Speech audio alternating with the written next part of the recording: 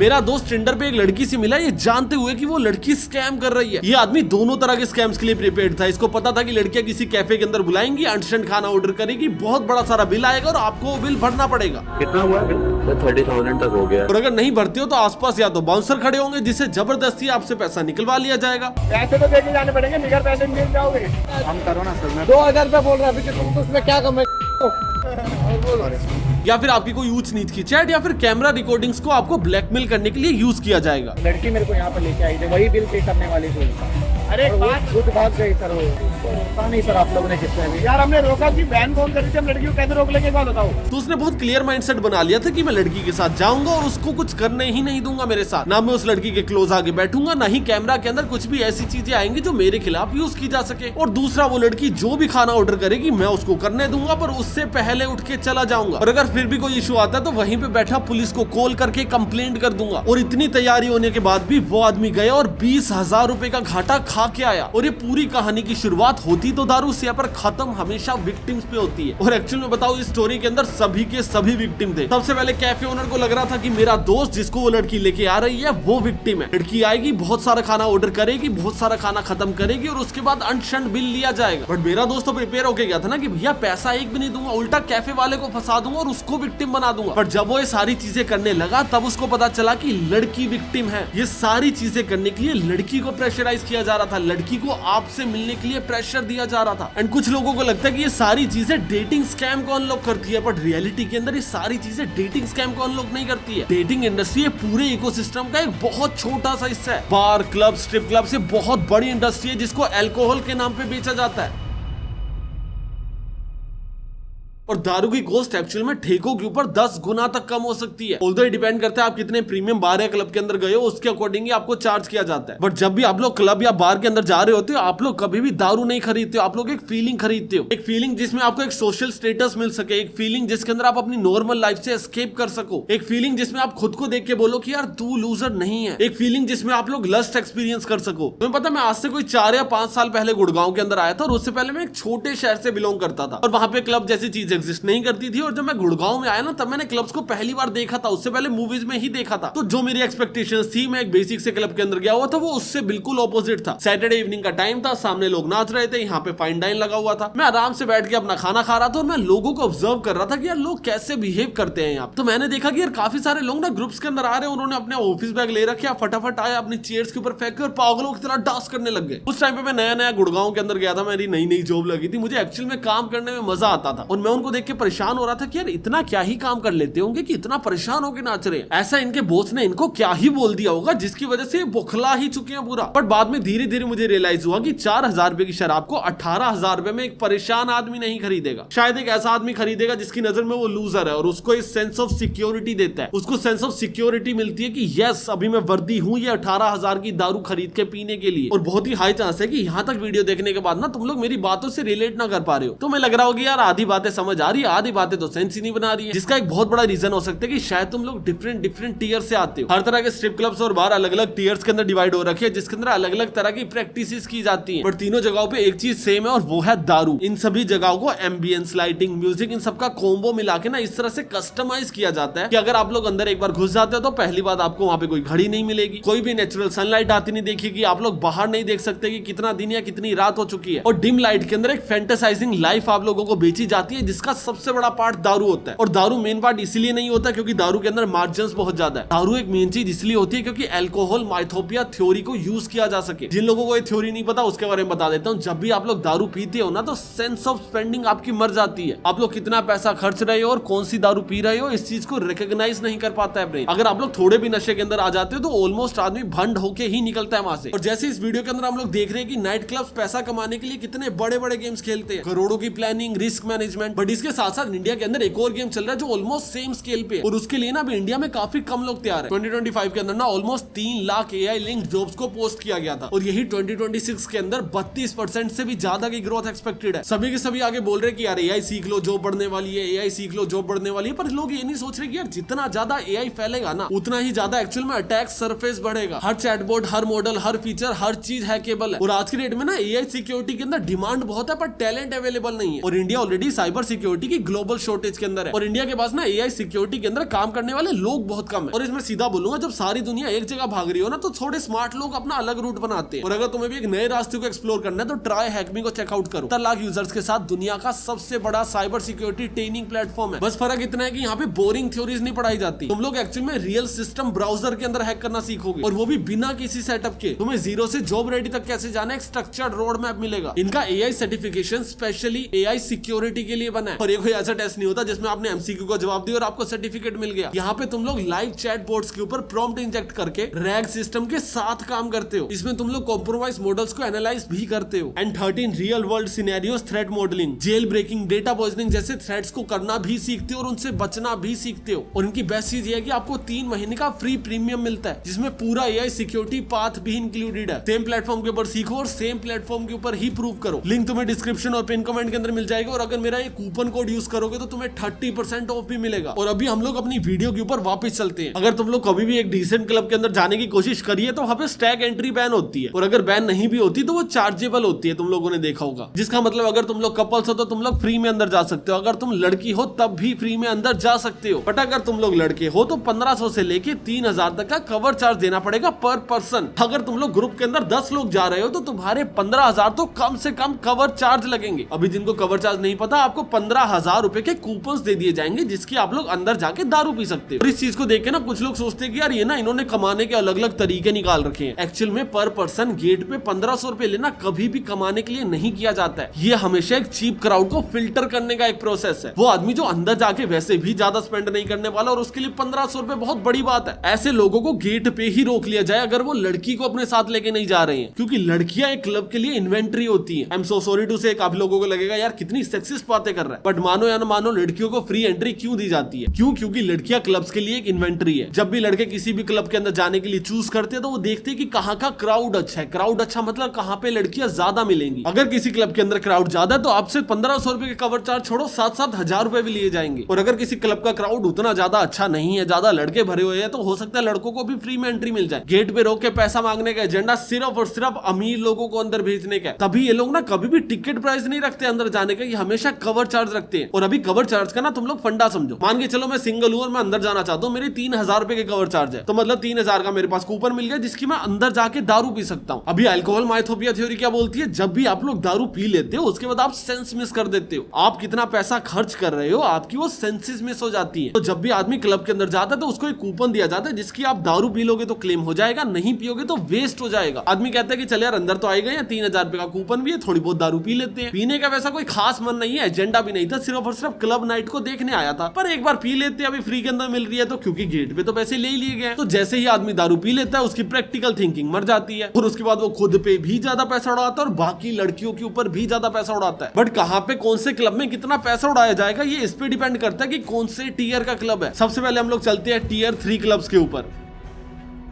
आप लोग इनको क्लब बोल लो, डांस बार बोलो, ऑलमोस्ट सिमिलर सा ही होता है। तुमने आइटम सॉन्ग्स के अंदर शीला की जवानी या फिर मुन्नी बदनाम हुई के अंदर कैरेक्टर्स को नाचते हुए देखा होगा ना, ये मोस्टली उसी टाइप के देसी बार्स को रीमेक कर रहे होते हैं। अगर इस तरह के बार्स के अंदर कोई भी आदमी आता है तो उसके सिर्फ और सिर्फ 3 ही रीजन होते हैं। सबसे पहला होता है दारू, फिर लस्ट और तीसरा एस्केप। अभी तुम लोग बोलोगे कि यार मैंने थोड़ी देर पहले बोला था कि लोग दारू पीने नहीं आते हैं, पर इस तरह के बार्स के अंदर लोग दारू पीने आते हैं क्योंकि दारू की कॉस्ट कोई बहुत ज्यादा नहीं होती है। हाँ, आप लोगों से एक बेसिक प्रीमियम चार्ज किया जाता है। अगर आप लोग ठेके से कोई बोतल 100 रुपए की ले रहे हो तो ये आपको 120-50 की दे देंगे, पर इनका एजेंडा कभी भी आपको वो सेंस बेचना नहीं होता कि आप कामयाब हो चुके हो। इनका एजेंडा सिर्फ और सिर्फ आपको लस्ट और एस्केप बेचना होता है दारू के साथ मिला के। आप लोग ठेके के ऊपर जाओगे, एक रैंडम जगह ढूंढोगे और वहां पे दारू पीने की कोशिश करोगे। दोस्त वगैरह आपको ज्यादा मिलेंगे नहीं। एक काम करो, एक अड्डे पे आ जाओ, यहाँ पे सामने लड़की नाच भी रही होगी, आप लोग दारू पी भी सकते हो और उसके ऊपर पैसा भी उड़ा सकते हो। और तुम में से जिनको लग रहा है ना कि यार ये पैसा उड़ाने वाले क्लब्स इंडिया के अंदर थोड़ी चलते, और अगर चलते तो बहुत थोड़े होंगे। सिर्फ महाराष्ट्र के अंदर डांस बार्स का टर्नओवर 100 करोड़ रुपए से ज्यादा है। 750 बार्स है, 75,000 से भी ज्यादा डांसर्स हैं और 1,25,000 से ज्यादा का मेल स्टाफ इसके अंदर काम करता है। ऑलमोस्ट 2 लाख से भी ज्यादा लोगों को एम्प्लॉयमेंट दे रखी है। अभी ये डांसर्स कैसे ऑपरेट करते हैं, सबसे पहले इनको देख लेते हैं। जो डांसर्स होते हैं कभी भी महाराष्ट्र के नहीं होते। कुछ रिपोर्ट्स के अंदर ये भी मेंशन किया गया है कि जितनी भी महाराष्ट्र के अंदर क्लब्स है, अगर उनका एक सर्वे किया जाए, सिर्फ 19% फीमेल महाराष्ट्रन है। उसके अलावा नेपाली, बिहारी और बंगाली डांसर्स को वहां पे लाया जाता है और उनको नचवाया जाता है। और ये चीजें क्यों और कैसे की जाती है? ऑब्वियस रीजन है पैसा। पैसा। जो भी एक डांसर होती है उसकी कोई भी फिक्स इनकम नहीं होती है। आप लोग जितना गंदा नाचोगे, जितने कस्टमर्स को अट्रैक्ट करोगे, उनसे उतनी टिप्स मिलेंगी और आपको जितनी टिप्स मिलेंगी आपका उसी में से कट रहेगा। अभी हर बार का अपना अपना रेट हो सकता है, पर ये 30% से लेके 60% के बीच में लाई करता है कि अगर एज अ डांसर मैंने कोई भी टिप को कमाया वहां पे नाच के, तो उसका 30% से लेके 60% मेरा हो सकता है, बाकी मैं क्लब के ओनर को दूंगा या फिर जो भी डांस बार है उसके ओनर को दूंगा। और ऐसा भी नहीं है कि ये पूरा का पूरा धंधा प्रॉपरली लीगल है। काफी लड़कियां वहां पे ऐसी भी होती है जिनको बेच दिया जाता है, जिनको नेपाल और बांग्लादेश से खरीद के लाया जाता है। ह्यूमन ट्रैफिकिंग तक इन चीजों के अंदर इन्वॉल्व रहती है। एक बार मुंबई पुलिस ने ऐसे ठेकों के अंदर छापे मारे थे और ट्रैफिकिंग को पकड़ा था, बट बॉम्बे हाईकोर्ट ने इसके बाद बोला था कि यार ह्यूमन ट्रैफिकिंग के कोई भी सबूत नहीं मिले हमें, बट हाँ लड़कियों का वहां पे फायदा उठाया जा रहा है। जो भी लड़कियां गरीब है, मजबूर है, वो डेट ट्रैप के अंदर फंसी हुई है, उन सभी लड़कियों को इन जगहों पे यूज किया जाता है। और जिस केस का मैं यहाँ पे रेफर कर रहा हूँ ये 2005 के, और 2005 से लेके आज तक एक भी नया डांस बार महाराष्ट्र के अंदर नहीं खुला है। 2019 के अंदर सुप्रीम कोर्ट ने कहा था कि आप लोग स्टेज के ऊपर जाके लड़कियों के ऊपर पैसा उड़ा नहीं सकते, वो डिसरिस्पेक्टफुल है। आप लोग सिर्फ और सिर्फ जाके उनको जेन्युइनली टिप कर सकते हो अगर आप करना चाहते हो तो। और इस पूरे केस का सिर्फ और सिर्फ यही एजेंडा था कि इनको एक वैल्यूएबल लाइफ प्रोवाइड की जा सके। इस इंडस्ट्री के अंदर सिर्फ वही लड़कियां काम कर रही हैं जो जेन्युइनली मजबूर है, उनको एक बेसिक रिस्पेक्ट प्रोवाइड करवाई जा सके। पर ये ऑर्डर तो पास हो गया, बट आज की डेट में भी अगर तुम लोग यूपी के अंदर, महाराष्ट्र के अंदर कोई भी डांस बार के अंदर जाके उसकी कंडीशन देखोगे, उनको पता ही नहीं है कि जो भी चल रहा है ये गलत है। और इसके अंदर तुम्हारा बोलना होगा कि यार पुलिस इसके ऊपर एक्शन क्यों नहीं लेती है। प्रेशर आने के बाद कई जगहों पे पुलिस ने एक्शन लिया है, पर उसके बाद हुआ क्या है, वो लड़कियां जो पहले क्लब्स के अंदर नाचती थी और मजबूर थी, वो प्रोस्टिट्यूशन के अंदर पुश हो जाती है। वो लड़कियां जो ह्यूमन ट्रैफिकिंग के थ्रू आई थी उनको आगे बेच दिया जाता है, क्योंकि अभी वो उनके किसी भी काम की नहीं है। और ये इन्फॉर्मेशन मैंने एक आइस कैंडी रियलिटी नामक बुक से उठाई है। और अगर अभी हम लोग टियर 3 की ही बातें करते रहेंगे तो हमें समझ आएगा कि यहाँ पे लड़कियां विक्टिम है, पर अगर हम लोग टियर 2 के ऊपर चलते हैं तो लड़कियां विक्टिम नहीं होनी चाहिए, पर यहाँ पे लड़कियां और लड़के दोनों विक्टिम है। और ये टियर 2 वही है जहाँ पे आपको स्टैग एंट्रीज अलाउड नहीं करवाई जाती है। टियर 3 में उनको मैक्स टू मैक्स आपसे क्या चाहिए, अगर आपके पास थोड़े बहुत पैसे हैं, डांस देखना चाहते हो पास से जाके, तो भैया थोड़ी बहुत टिपिंग दे दो, उसके अंदर डांस क्लब का थोड़ा बहुत पैसा बन जाएगा। और अगर टिप भी नहीं करना चाहते हो तो दारू तो पियोगे, उसके अंदर 50-60% का मार्जिन है, हम लोग उससे कमा लेंगे। पर टियर 2 के अंदर 50-60% का मार्जिन मैटर ही नहीं करता है, क्योंकि यहाँ पे एक एवरेज मार्जिन रेट देखा जाए तो 120% का है। कुछ चीजों के अंदर 90 या 80% भी हो सकते हैं, और कुछ चीजों के अंदर 300% तक के मार्जिन लिए जाते हैं। और ये वही क्लब्स होते हैं जो दिल्ली के अंदर, होश खास में, साइबर हब में आप लोगों को मिल जाएंगे। मोस्टली ये मेट्रो एरियाज के अंदर होते हैं, और इनकी सबसे बड़ी कॉस्ट इनके रेंटल्स होते हैं। जितना भी खर्चा क्लब्स कर रहे होते हैं उसका 30 से 40% सिर्फ और सिर्फ रेंट के अंदर जाता है। और इनकी टारगेटेड ऑडियंस कौन होती है, कॉर्पोरेट स्ट्रक्चर के लोग, वो लोग जो आईटी के अंदर है, वो लोग जो अभी नए नए अपना करियर शुरू कर रहे हैं पर एक्सपीरियंस करना चाहते हैं, वो लोग जो एक्सपीरियंस कर चुके हैं पर उनके पास ना लाइफ के अंदर कोई मोट नहीं है, सारा दिन अपने बॉस से गाली खाते हैं। ये एस्केप तो आपके लिए बनते ही है। ये आपको दारू भी प्रोवाइड करते हैं, आपको क्वालिटी ऑफ वुमन भी प्रोवाइड करते हैं, लस्ट फैक्टर इसमें भी ऐड होता है, पर ये आपको सेंस ऑफ सिक्योरिटी प्रोवाइड कर देते हैं कि ठीक है अगर मैं यहाँ पे आ पा रहा हूँ, मैं इनको जीत पा रहा हूँ। ये आपको एक विनिंग मटेरियल ऐड करके देते हैं, आपको सेंस ऑफ कॉन्फिडेंस ऐड करके देते हैं। डेटिंग स्कैम्स भी इसी तरह के क्लब्स के अंदर ही होते हैं। मैं किसी भी क्लब का नाम लेके बात नहीं कर रहा हूँ, तुम लोग एक बार रैंडम सर्च करोगे मेट्रो सिटीज के कौन कौन से क्लब है, तुम्हारे सामने आ जाएंगे। आजकल मेरा थोड़ा टाइम खराब चल रहा है, जिसके भी बारे में बात करता हूँ वो लीगल नोटिस भेज देता है। और ऐसा नहीं है कि हम लोग लीगल नोटिस से डरते बहुत है, टाइम नहीं है मेरे पास। सेकंड चैनल पे प्राइम टाइम सीरीज चला रहा हूँ, बहुत दिमाग लगता है, टाइम नहीं है मेरे पास लड़ने का, तो किसी भी क्लब का नाम नहीं लेती है। पर ऐसे अनएथिकल प्रैक्टिसेस जो डेटिंग के बारे में हमने पहले बात करी है वो यहाँ पे की जाती है, पर वो चीज इनका मेन सोर्स ऑफ बिजनेस कभी भी नहीं होता है। इनका मेन सोर्स ऑफ बिजनेस हमेशा हमेशा सिर्फ और सिर्फ दारू बेचना ही रहेगा, क्योंकि ना ही ये टिपिंग्स को बहुत ज्यादा एंटरटेन करते हैं, वो चीज तो इनके शायद अलाउड भी नहीं होता। यहाँ पे इनका एजेंडा होता है कम्युनिटीज फॉर्म करना और लोगों को सेंस ऑफ अचीवमेंट के बेसिस के ऊपर दारू बेचते रहना महंगी महंगी करके। अगर आप लोग यहाँ जाके वेटर को बोलते हैं यार कुछ भी बना के दे दे, तो वो सबसे महंगी चीज बना के देगा। ये लोग हमेशा लड़कियों की फ्री एंट्री के ऊपर ना उनको फ्री 500 रुपए का कूपन देते हैं कि अगर लड़की आई है और अंदर जा रही है तो फ्री में 500 रुपए की दारू पी सकती है। और ये क्यों दिया जाता है, क्योंकि आप लोग थोड़ी बहुत दारू चख लो, फिर उसके बाद आपका और पीने का मन करेगा। और लड़कों को तो ये लोग गेट पे रोक ही लेते हैं और कूपन दे देते हैं, जिससे आदमी वैसे ही अंदर जाके दारू पी लेता है। और इन दोनों चीजों का एजेंडा क्या है, आपकी क्रिटिकल थिंकिंग को रोकना। एक बार रुक गई, ज्यादा महंगी दारू चिपका देंगे, मोटा खासा बिल बना देंगे और आपको लूट लेंगे। पर क्या क्लब्स और पब्स के अंदर सिर्फ और सिर्फ लूटा ही जाता है? ये सिस्टम ऐसा क्यों नहीं है कि एक फेयर चीज से ऑपरेट किया जाए? जिसका सबसे बड़ा रीजन ये है कि आपको बुला के ये लोग बेच तो एक्चुअल में दारू ही रहे हैं, पर दारू बेचने इनकी सबसे बड़े खर्चों के अंदर आता ही नहीं है। अगर होश खास के अंदर आपको कोई भी क्लब या बार चाहिए, 40 लाख रुपए तक के लाइसेंस बनते हैं। उसके बाद जितना भी आप लोग रेवेन्यू करते हो उसका 12 से 13% आपको पुलिस वालों को देना पड़ता है, क्योंकि लेट नाइट तक क्लब्स और बार्स को खोलना मैक्सिमम टाइम्स आपको परमिशन ही नहीं मिलती है। तो पुलिस वाले आप लोगों को आके परेशान कर सकते हैं, बहुत छोटी बात है। और पुलिस वाले आपके क्लब की तरफ गाड़ी लेके ही ना आए, उसके लिए थोड़ा बहुत कमीशन लगता है। तो 40% आपके रेंट के अंदर चला जाता है, क्योंकि जगह बहुत महंगी है, 40 लाख रुपए आप लोग सिर्फ और सिर्फ इस चीज के अंदर लगा देते हो कि भैया हमको लाइसेंस मिल जाए, फिर रेवेन्यू का 10 से 12% आप लोग पुलिस को देते हो, और अभी धंधे के एक्चुअल खर्चे शुरू भी नहीं हुए। अभी आपको स्टाफ लेके आना है, अभी आपको दारू लेके आनी है, अभी आपको एनवायरमेंट बनाना है, म्यूजिक चलाना है, इंफ्रा बनाना है। आपके धंधे के 60 से 65% पूरा का पूरा रेवेन्यू जा चुके और अभी तक बिजनेस शुरू भी नहीं किया आपने करना। और जब इतने टाइट मार्जिन के ऊपर ऑपरेट किया जाता है तब इन लोगों को अनएथिकल प्रैक्टिसेस को फॉलो करना पड़ता है। और तुम में से कई लोग इसमें आर्ग्यू कर सकते हैं कि यार लड़कों को जेंडर बेसिस के ऊपर बाहर रोकना कहाँ की समझदारी है। विराट कोहली का 1-8 क्लब तक इन चीजों को प्रैक्टिस करता है, पंगों में पड़ चुका है ऑलरेडी, कई बार इसके ऊपर केस चलाए जा चुके हैं, पर उसके बाद भी कोई सोल्यूशन नहीं निकलता है। और जैसा मैंने बताया था कि टियर 3 के अंदर लड़कियां विक्टिम होती है, टियर 2 के अंदर लड़की और लड़का दोनों विक्टिम होते हैं, क्योंकि ये जो भी पूरा डेटिंग स्कैम चल रहा होता है, लड़का फंसा तो भी विक्टिम और लड़की जो फंसा रही है वो भी अपने आप में विक्टिम ही है, उसको भी मिसयूज किया जा रहा है। और जब हम लोग टियर 1 के अंदर जाते हैं ना तो यहाँ पे कोई भी विक्टिम नहीं होता है, क्योंकि यहाँ पे पैसे इतने क्रेजी इनफ्लो होते हैं ना, यहाँ पे सिर्फ और सिर्फ इलीगल चीजें होती है, कोई भी विक्टिम नहीं है। और जिनको नहीं पता मैं टियर 1 में किसकी बात कर रहा हूँ, तुम लोग कभी गोवा गए हो? वहां पे अगर आप लोग कसिनोज में जाना चाहते हो ना तो वहां पे क्रूज होती है, एक छोटी बोट आएगी जो आपको क्रूज के अंदर लेके जाएगी और क्रूज के ऊपर कसिनो बना हुआ है, वीआईपी होटल्स होते हैं, वीआईपी पार्टीज होती है। और इन जगहों पे जाने के लिए ना आपको हमेशा टेबल्स बुक करने पड़ते हैं और टेबल की कॉस्ट मिनिमम 35,000 से 1.5 लाख रुपए तक की होती है। और जब ऐसे वीआईपी कसिनोज के अंदर आप लोग जाते हो ना मिनिमम 10 लाख रुपए तो आपको खर्चने ही खर्चने होते हैं। और अगर तुम लोगों को लग रहा है यार कसिनो तो बैन है ना इंडिया के अंदर, गोवा के अंदर नहीं है, तो जब भी मैं कसिनोज की बात कर रहा हूँ, सट्टे की बात कर रहा हूँ, तो मैं स्पेसिफिकली गोवा की ही बात कर रहा हूँ। ऐसी जितनी भी जगहें होती है ना सिर्फ और सिर्फ आपको कन्वीनियंस प्रोवाइड करने के लिए बहुत ही ज्यादा प्रीमियम लोगों के लिए होती है, ऐसे लोग जो 1.5 लाख रुपए का टेबल बुक कर सकते हैं। और जब मैंने बोला था कि यहाँ पे इलीगल प्रैक्टिसेस भी होती है, दैट डजंट मीन कि मैं कसिनो की बात कर रहा हूँ। यहाँ पे आपको बहुत इजीली एक्सेसिबल मिल जाएंगे ड्रग्स। वैसे मैं नाम नहीं लेना चाहता था, पर रेफरेंस के लिए तुम लोग आर्यन खान केस को भी इमेजिन कर सकते हो। टियर 1 के अंदर मैक्सिमम लोग सेंस ऑफ अचीवमेंट के लिए नहीं जाते हैं, क्योंकि जो आदमी 1.5 लाख रुपए का टेबल बुक कर रहा है वो इतना खोखला नहीं होता कि उसको अचीवमेंट्स काउंट करनी है 1.5 लाख का टेबल बुक करके। ये वही लोग होते हैं जो 2-4-5 हजार रुपए के अंदर एंट्री करके अपने आप में खुश हो रहे होते हैं कि भैया मैंने लाइफ में कुछ उखाड़ लिया। जो लोग 1.5 लाख रुपए का टेबल बुक कर रहे होते हैं उनके लिए बहुत ही नॉर्मल चीज होती है, उनके लिए हमेशा कन्वीनियंस प्रायोरिटी होती है, उनके लिए हमेशा सेफ्टी प्रायोरिटी होती है। और इस तरह के कसिनोज को, बार्स को आप लोग रन नहीं कर सकते हो, आपके बहुत ज्यादा कनेक्शंस होने चाहिए। एक बड़ी क्रूज जो गोवा के अंदर तैर रही होती है वो कई 100 करोड़ से हजारों करोड़ों तक की हो सकती है, और ये इनका फिक्स इंफ्रास्ट्रक्चर है। सिर्फ और सिर्फ कसिनो बनाने के लिए जो बोट लगेगी उसकी कॉस्ट है ये, उसके बाद उसके अंदर इंफ्रा होगा, लोग होंगे, गवर्नमेंट की परमिशन होगी, सिन गुड्स है ये। दारू जो होती है वो सिन गुड्स के अंदर आती है, 40% का जीएसटी भी उसके ऊपर होगा। पर जितने भी रेवेन्यू स्ट्रीम्स मैंने अभी तक गिनवाए उसमें से कोई भी रेवेन्यू स्ट्रीम पैसा कमाने के लिए नहीं है। इन तरह के कसिनोज और बार्स के अंदर दारू का मोस्टली चार्ज भी नहीं किया जाता है। कुछ जगहों पे तो आपको यूं ही दारू फ्री के अंदर पिला दी जाती है, क्योंकि उनका मेन एजेंडा होता है आपको गेम्स खिलवाना। इन जगहों पे सट्टा लगवाया जाता है और मिनिमम बिड 2-2 लाख रुपए की होती है। बट स्ट्रेटेजीज यहाँ पे भी सेम ही फॉलो करी जाती है, क्योंकि आप लोग टेबल के ऊपर सट्टा खेलते हुए 2 लाख रुपए हार रहे हो या फिर 20 लाख रुपए हार रहे हो। अल्कोहल माइथोपिया थ्योरी के अंदर आपको उसकी सेंस फील होना ही बंद हो जाएगी। आपके सबकॉन्शियस माइंड में होगा कि यार जो भी चल रहा है शायद वो गलत है, पर आपको दुख फील नहीं होगा। तभी मैंने बोला था जिनका एक्चुअल में प्रोडक्ट ही दारू है वो कभी भी दारू बेच के पैसा नहीं कमाते। टियर 3 के अंदर वो मैक्सिमम टिप्स और लस से आता है, टियर 2 के अंदर वो मैक्सिमम स्कैम से आता है, नहीं तो बहुत ज्यादा दारू बेच के आता है। आदमी जितना पीना चाहता है उतनी दारू नहीं बेची जाती, दारू पिला के उसकी सेंसेस मिटा दी जाती है, उसको एक ऐसा एनवायरनमेंट दिया जाता है जिसमें वो ज्यादा स्पेंड करे, उसको सेंस ऑफ अचीवमेंट बेची जाती है कि भाई तू यहाँ की दारू अफोर्ड कर सकता है। और टियर 1 के अंदर दारू तो हर कोई अफोर्ड कर सकता है, तो ये फ्री में पिला दो, फ्री में दारू पिलाओ, दिमाग को खराब करो और सट्टे लगवाओ। और अगर तुम लोगों को ये वीडियो यहाँ तक देख के लग रहा है कि यार एक काम करता हूँ, रेवोल्यूशन ले आता हूँ, इसी इंडस्ट्री के अंदर एक ऐसा बिजनेस बनाता हूँ जिसके अंदर मैं ये सारे स्कैम्स नहीं करूंगा, ये सारे अनएथिकल प्रैक्टिसेस नहीं करूंगा, बस लोगों को दारू पिलाऊंगा, लोग आएंगे दारू पियेंगे और चले जाएंगे। और अगर तुम लोग भी ये चीजें सोच रहे हो तो ये चीजें गलत है, क्योंकि इंडिया के अंदर ऐसे बिजनेसेस को चलाने के लिए ये सारे स्कैम्स करना मैंडेटरी है काइंड ऑफ। और मैं मैंडेटरी बोल के इनको कोई प्रमोट नहीं कर रहा हूँ कि भैया जिसके पास है, कोई भी क्लब का ओनर ये वीडियो देख रहा है तो ये सारे स्कैम करना चालू करो। मैं बस ये बोल रहा हूँ कि मैं तुम्हारा दुख समझता हूँ, तुम्हारी सबसे बड़ी कॉस्ट फिक्स कॉस्ट है, तुमको पुलिस वालों को भाड़ा देना ही पड़ेगा, तुम्हें रेंट देना ही पड़ेगा, तुम्हें लाइसेंस फी देनी ही पड़ेगी, और उसके बाद जितनी भी सेल होगी उसके ऊपर जीएसटी सरकार को देना ही पड़ेगा। ये एक ऐसा धंधा है जिसको शुरू करने के लिए आपको पहले बहुत लोगों को कमवाना पड़ता है, और अगर उसके बाद आपका क्लब या बार बहुत अच्छा परफॉर्म करने लग गया तब शायद आप जाके पैसे कमाओगे। क्योंकि हमें दूर से देख के लगता है कि यार 100 रुपए की दारू को 500 या 600 रुपए का बेचा जा रहा है, बट रियलिटी समझो ना, फ्राइडे सैटरडे संडे ये सिर्फ 3 ही दिन होते हैं जहां पे ज्यादा क्राउड होता है। संडे को इतना क्राउड आता है क्लब्स के अंदर जितना मंडे ट्यूसडे वेडनेसडे और थर्सडे मिला के नहीं आता है। जितना पैसा एक बार संडे को कमा रहा है उतना 4 दिनों में नहीं कमा पा रहा है। दैट मींस उसके लिए जो ऑपरेशनल डेज होते हैं दैट इज फ्राइडे सैटरडे और संडे ओनली। महीने में 4 हफ्ते होते हैं और हर हफ्ते के अंदर ऑलमोस्ट 3 वीकेंड्स होते हैं। तो मतलब 30 दिनों का जो महीना होता है जिसका आपको रेंट देना है, जिसके आपको लाइसेंस फीस देनी है, जिसका आप लोगों को पुलिस को हफ्ता भी देना है, उसके अंदर आपके मैक्सिमम टू मैक्सिमम 12 से 15 दिन ही वर्किंग होते हैं। उसके अलावा तो आप लोग डेड पड़े रहते हो, आपके पास इन्वेंट्री ही नहीं आ रही है। और हाँ, इन्वेंट्री का मतलब दारू नहीं है। बट क्या इतना सब होने के बाद ये सारे के सारे धंधे लॉस के अंदर ऑपरेट करते हैं? And the answer is no. अगर लोग मैच्योरिटी से स्पेंडिंग करने लग जाए तो ये सारे के सारे क्लब्स एक रात में लॉस में आ जाएंगे। बट वहां पे एक ऐसा एनवायरमेंट हमेशा बनाया जाता है, चाहे आप लोग टियर 1 में चले जाओ या फिर टियर 2 के अंदर चले जाओ या फिर टियर 3 में चले जाओ, आप लोग हमेशा अपनी औकात के अनुसार ज्यादा खर्च के ही आओगे और आपकी सेंसलेस स्पेंडिंग ही इन लोगों का प्रॉफिट है। बाकी आज की वीडियो के लिए इतना ही। तुम्हारा इसके ऊपर क्या ओपिनियन है मुझे कमेंट सेक्शन के अंदर बताना। और ट्राई हैकमी को चेकआउट करना बिल्कुल भी मत भूलना। लिंक तुम्हें डिस्क्रिप्शन और पिन कमेंट के अंदर मिल जाएगा। मैं तुमसे मिलता हूँ अगली वीडियो में, तब तक के लिए बाय।